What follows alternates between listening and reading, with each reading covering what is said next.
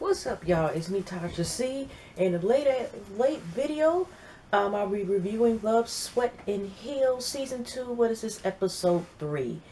And shout out to my YouTube fam. If you're not my YouTube fan yet, go ahead and subscribe and like and share this video. And yeah, like I said, it's kind of late tonight, y'all, but I wanted to get it out the way. You know, I had a lovely evening time on this lovely Sunday. Nice and sunny, not raining. So yeah, I'm doing everything late, and and after this, putting this video up and taking my ass to bed. Okay. Um, Shout out to Helen. Also, her name is Quintessentials. I hope I'm saying Cool Essentials. I hope I'm saying the name right. So, you've been with me almost a whole entire year or something. But she is one of the people who watch my reviewers, one of my YouTube fans that's kind of watches my videos, and she brought up an interesting point and sent me to Twitter earlier about how this is going to be probably a sad season, and I told her I agree. Because even though it wasn't as sad as the last episode, we all know one of the main things is that Daly she's dealing with cancer. And to talk about the part before we get into the thing, and also possibly Chantel might be a little bit, well, I don't know how to spell the lady's name. The other name is Arcio. I don't want to spell the lady's name. It's like they brought her up, but they didn't she didn't say her name, or did she? But anyways, y'all. She was going. It was supposed to be. She's been going to chemotherapy for months, and this was supposed to be her last treatment. And to see after this treatment was the chemotherapy working. It turns out though, because of her low blood, white blood cell count, that she can't get the chemo treatment this week. She has to wait till next week. And on top of that, that means she's kind of really have to stay away almost from everybody, anything that's germaphobe. She has a segment this week, and the ladies telling her, no, I don't know if it's the doctor or a nurse or whatever, but she had to still do the segment anyway. But it was kind of like, she still had bills to be paid, And it was kind of sad because, a lot of stuff we were seeing behind the scenes. We seen this last season where she would do, a lot of the work as far as putting the clothes together, what to say as far as talking about the pieces that she would have on these segments on different shows that she works with, as far as she does business with. But sadly, at times, because if you're so weak, and I know I don't have cancer or anything, but I do have a chronic illness, which is hydronitis. I don't know if I brought it up in this season already, but at times if I don't take, which I had to go back to the vitamin 100 because it's also affect our immune system, that with anybody with any type of illness, or even down to a cold, just even a cold, side infection, anything, when you don't feel good and it gets to a point, it's hard for you to concentrate. And she's also very weak, and that's, like I said, if I don't take care of myself, I can get very weak too, besides the all lovely symptoms you can get if it flares up and it doesn't, and you have it for 24 years, you have the bad version of it with Miles. But just even with seeing her, but just seeing how she acts on camera, and we see that she's putting clothes together, and a lot of times the more where she used to do, now her assistants had to do stuff that she was doing. We could see that she was sitting down probably at times, even though she's getting hair and stuff that probably she wouldn't have. We've seen how more involved, if they would do a split screen last season to this season, we would see how she was kind of like this, and this season is kind of like this because of the effects of the illness of having cancer. And so, and especially, and she's in stage 3 still at that time of this that they were filming. So when she's there trying to still film the segment, it was kind of sad to me because on account of she had to repeat a couple times, had to stop when she's trying to talk about the clothes. They had to stop. Somebody came in the wrong clutch. She had to do, so you could tell, and she admitted in in the little confessional type of thing, that she, because of dealing with the weakness and stuff like that, it's hard to sometimes say words because you gotta know the right words to say. It's not just how much books sense or whatever. What you write down is how much you speak. Type of thing. So. Yeah, and then we'll go into her later on because, it was, like I said, it was sad about that. Now, Geneva's friend Chantel goes to visit her, and she's thinking of an idea of coming up with putting her and Micah together as a dinner to basically reconcile their differences. But at the same time, she's also want to do a matchmaker event. She's asked, can she bite Mike, bite this? And he was like, okay, whatever. But she's still going and basically damn near everybody from the cast. Excuse me, y'all. I'm not yawning because I'm saying, like, towards her, Chantel, if I'm pronouncing her name correctly this season. I'm yawning because, like I said, it's late as hell. Okay? I'm not doing it because to yawn at her ideas of, like, that's some bullshit when she's coming on. But what I'm starting to see is that maybe as far as now it might be questionable that she, and even in the previews, that Chantel might be a bit of a bitch. I'm not saying that's true, but I'm just saying that's kind of like how maybe action, a little editing, producing might do, but we don't know for sure. Okay, so I don't know. So, anyways, we go to her talking to him like I said, and Chantel also was saying later on the episode that her last boyfriend, she's not getting younger. She's 36. I think she said my age younger. She's basically, the thing is, yeah, she wants to get married, blah, blah, blah, blah, but also is hinting about the biological clock thing and stuff. So we get the first meeting. We just go intertwine Geneva, whatever, Miss G, and they go meet Micah. The rest, Micah agrees, and they decide to talk it out, the circumstances. And Geneva said she didn't know the circumstance because we all know what happened to the Hamptons thing. It seemed like Geneva's, that's Mitria's, whatever, relationship with Michael kind of like slanted. And then you had two teams of women instead of all together the original 6 of last season. Was it 6 or 5? 5, 6, whatever. But it did a dramatic change. And so you got Michael like, in the end, he felt like I wouldn't have been, if I wouldn't have been insensitive stuff like that. No, that. But she did say this, Michael. She did also remind Michael, that's not the first time you kind of acted up from drinking. And Michael's like, no. And then Geneva trying to say it's a time, place for everything. And she was like, even at my own house. Now that is the point, is that now Michael's acting Mika is acting a certain way at her house. At her house. I repeat, on purpose. At her house. That's somehow she was acting up there. So you can't count the times like how did she actually act a certain way, sign time, place, or whatever, whatever, right? I can understand, but did you notice, or maybe it's editing, she didn't bring up the time. Like, I can understand coming to her really to that event that she had when she was writing for a magazine, remember? And like I said, she was someone trying to avoid coochie print and everything. And this was a little bit tore up too that damn day time, remember? So I could understand a little bit about her coming at maybe being mad about that afterwards or bringing up that point. But the times they showed us when Michael had that party in the house and she at her party of her house and whatever, and that too. But whatever it is, it was just good that they, at least for now, have resolved their differences. And, they basically Micah accepted up Geneva's apology. Geneva's like, I'm sorry about it. And I didn't know you were going through all this stuff. Them type of one of them speeches. But we don't have to go word per word. But Chantel was to let us know that she came as the middle child, also known as the mediator. So she's happy with the peace. But the misunderstanding was Micah with the thing. Mike also pointed out, like, how can she tell about me alcohol pub? But she walking around with the goddamn flax in her damn, just liquor in the purse. Liquor in the purse, okay? Just liquor in the purse. I'm not trying to plug in She Moisture thing. It's right here, and I haven't used it yet. But I'm just saying, y'all, it was just like, she was murmuring. And I forgot about that flex thing that she had in her purse and stuff like that on, on call, whatever. And in her purse. Okay, I usually don't be around people, period, that have flags in their purse, but I'm just saying, you might, she had it like, just like she had next to her, Tic Tacs and Trident gum, okay? That's how common she had it, but I forgot that part out of last season, didn't y'all? But that was an interesting point, like, you talking about me drinking, blah, blah, blah, but Geneva obviously drinks, but we didn't see her, like,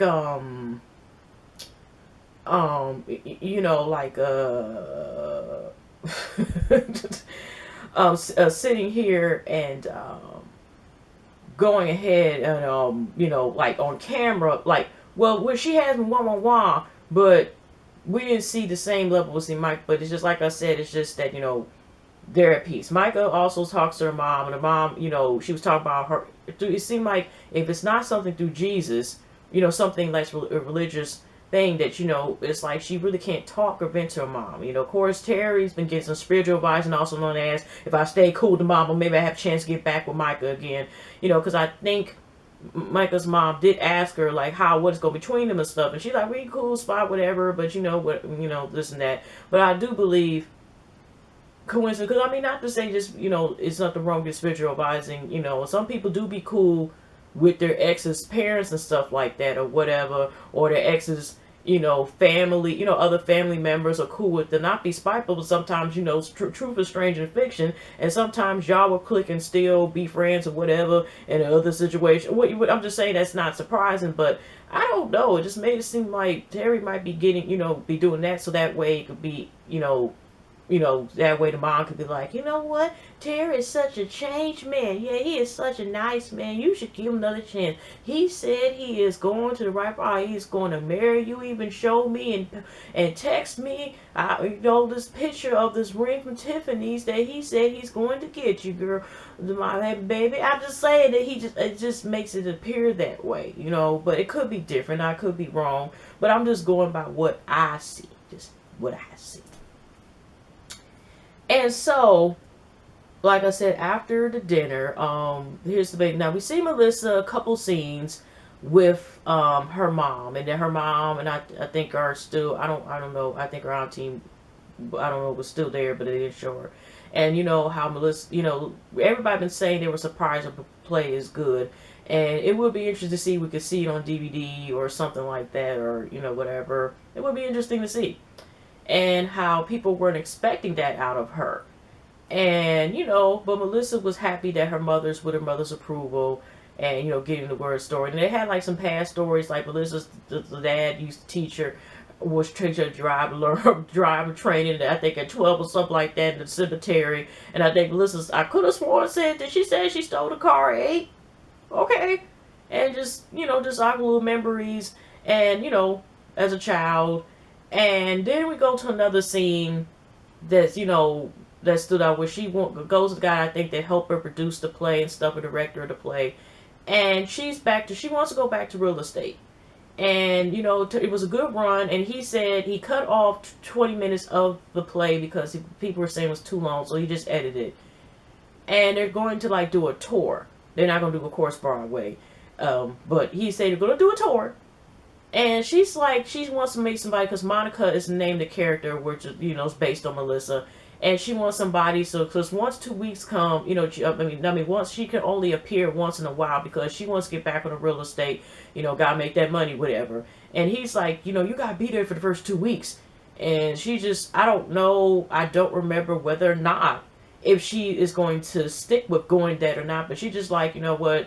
I don't know, or something, but she really wants to go back to real estate, because that's pay her bills. Understandable. That should have been the title of this episode. Like, my bills need to be paid. My career. Did. So, anyways, we go to another scene, and like I said, Chantel with this match party. But there's another scene with Demetria and Geneva. We're talking, and Geneva tells Demetria, she's like so adjusted to getting this wedding together and stuff like that. She don't know certain flowers, all the other shit, planning this wedding, blah, blah, blah. This episode, we didn't hear about her book where she's taking a break. I don't, whatever. And so Geneva's talking about how Micah, she's trying to say is crazy, but she also a bit crazy. Basically makes it seem like she's crazy, but she's kind of cool, whatever. And, here's Demetria, and Micah is, weird, and oh, okay. But, at the same time, like as Geneva said, like, they're cool, and I guess they go quarter Micah, or they're working on their relationship of friends. And on top of that, but Demetrius, like, as far as the Daisy thing, they don't know, because I guess they're talking about the matchmaking event, whatever, that Chantel says. Well, she doesn't like talking about her love life, so it's not also like a matchmaking thing. It's a way for the other females to be put on spot instead of her. Okay, good introduction, I guess. But like I said, Demetria in the same thing with her, Geneva talking, she talking about Daisy, like, Daisy's, I can't take Stacy, I'm a single female, black female, blah, blah, blah, stuff, whatever they're saying, whatever, right? Yeah. So here's the other last thing that stood out. Of course, was interesting this matchmaker event. Now, like I said, this lady called Arzo Rizzo. I don't know how to pronounce the name. Not trying to be rude, but it was like they should like this. Arzo Rizzo was finally brought back up again, and it's like they're tiptoeing. Not Chantel. I guess because maybe she has more of the. I don't know. She's the one going to start, but it seemed like she got brought in quicker and has been saying more in the episodes. And then like I said, also she likes Daisy, and and Micah as well and stuff like that. Even though she's cool, and even like she sees that they're fun or whatever. So all the ladies coming, but Melissa, like I said, Arzo was Melissa's friend. Turns out that's how she's gonna be introduced to the group. And they go around, and the matchmaker lady, she got this power toilet that if you go in there and you step and it just opens or something. I don't know, but I think that was also going on as well. And then so we have around everybody sitting down, but I do notice when Daisy comes in, Demetra says, "Hi, Daisy, hi," but I think Daisy couldn't hear her because she was hugging people, blah, blah, blah, but she kind of says, like, you can hear her, but we don't know, based on the way it was set up, could Daisy hear her now, or was Daisy ignoring her? I don't know for sure. I don't think so, because Demetra didn't say in confessionals, like, she felt like Daisy stationed her, and, like, Micah, did they say anything still in this episode? I don't know, or it didn't probably stick out to me. Let me know in the comments if y'all seen that or not. So we go around, we're talking about their stories. Like I said, Chantel's getting broke up by a text message or last. She's going, the matchmaker's going around the room or certain people to say about their circumstances, about, what man type of mate, the age you date and stuff like that and stuff questions. And Melissa, interesting enough, says something along the lines where, well, it was now they were going there for the marriage because, of course, Demetrius about to be married, got a man, whatever. And by the way, also in that same talk, I forgot to mention, they were talking about, G was talking about she wants an older dude and she can get some Viagra pills, blah, blah, blah. And also she wants the dude's balls to be, basically waxed. And, she don't want no hair on the balls, nothing like that, whatever, right? And because Demetra was surprised about hearing that, like, straight guys do that. I'm like, actually, I've heard, I'm just saying, and then I'm thinking, like, you did see, I guess you've never seen porn days, they've been doing that stuff. Okay, that's none of y'all business, but I'm just playing. But I've heard of that. Some of the YouTubes I used to watch, whatever, but I'm just saying that's not common. I'm not. I've heard of that a few times. But you know what I mean? It was just like she was acting like, oh my gosh, straight guy. I'm like, that does not shock me. Is that her? It's just well. I don't know. It just seemed like Demetrius just like, oh my gosh, this shit. She was just, I don't know. I'm just like, that's what I'm thinking. Like, even if you haven't heard about it, like a guy personally, like I said, they've been doing it in adult films, porn, erotica, whatever Demetria word probably wants to use, and they've had everything shaved down there. I'm just saying. I'm just saying.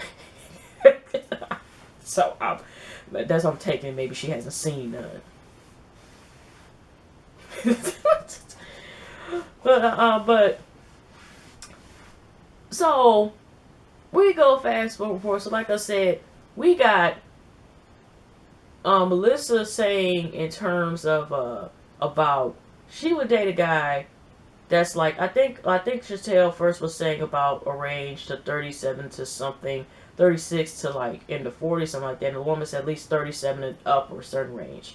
Arzo, she actually has a boyfriend as well. She's dating 27, and the matchmaker's asking her like, "Go be serious." And it turns out she goes out with this guy 27, but the matchmaker first, you would think like, there was a 30-year, like a big year difference.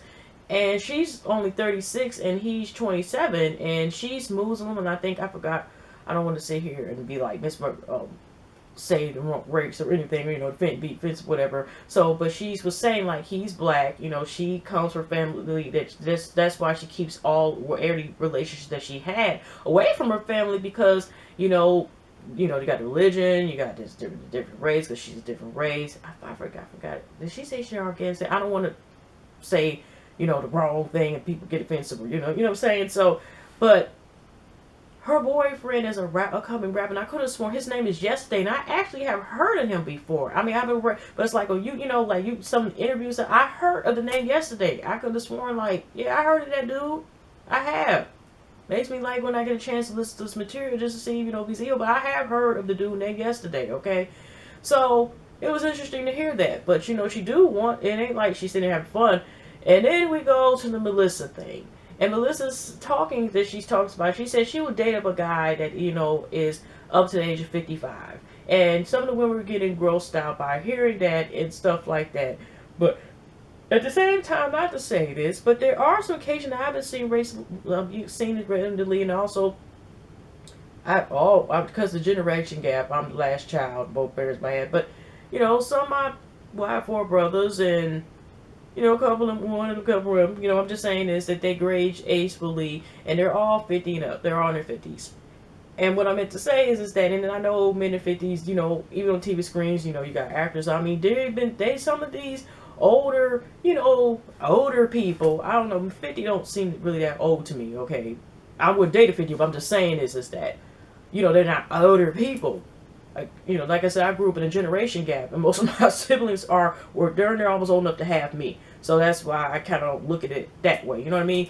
But I'm just saying, like, there's a lot of nice looking 50, you know, 50 years old people in general, male women. I see some, you know, there's just some nice distinguished looking gentlemen. Some of them don't look in their 50s, they look like they're 40s, and if you're really, really lucky, and they sit there look like they've been drinking the fountain of youth some goddamn where. Some of them even look still like in their late 30s. I don't know how late 30s look, but you get what I'm saying is, it's like, you know, just because the dude's 55 don't mean he look 55, right? You know what I'm saying? So, but, you know, when we usually hear about certain ages, we're expected to look a certain way. Some people think like, oh my gosh, I know this is so random, but do y'all watch the Fine Brothers, like, reaction videos, stuff like that out on YouTube? And I know this is so random, but it was one child, they got a channel called React, and I just like, they be having like teens, children, blah, blah, blah. And this one little girl who was a teenager, like 14, 15, was talking about, and they had a nanny special. The reason why I bring this up is about age thing and how we're expected, when we hear certain ages or certain numbers, you know what I mean, we're expected to hear something.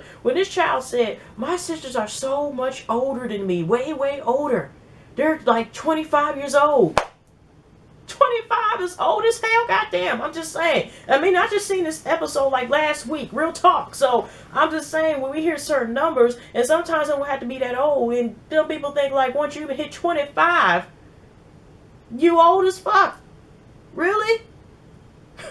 I'm blessed to be in my 30s, but I'm just saying is, some people, we just think like life is over once you're in your teens, sometimes in your 20s, sometimes I'm sorry I'm ready, y'all, but like I said, I'm tired and I'm trying to get this in. But you get what I'm saying is, it's like, yeah.